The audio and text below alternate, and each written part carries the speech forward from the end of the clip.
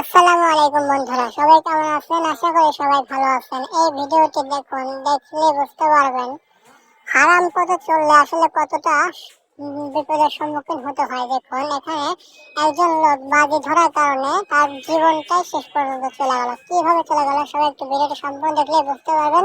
আর অবশ্যই ভিডিওটি শেয়ার করে সবাইকে জানিয়ে দিন। এখানে ঝালকাঠির রাজাপুরে 500 টাকায় বাজি ধরে কনকনে শীতের সকালে খালে নেমে 100 ডুব, কেউ কেউ বলেছে 112টি ডুব দিয়েছেন। ডুব দেওয়ার পরে তিনি কিছুটা অচেতন হয়ে পড়েন এবং তার একটু শরীর খারাপ হয়। এর পরের দিন সকালবেলা তিনি তার নিজ ভবনে নিজের বাড়িতে সেখানে মারা যান।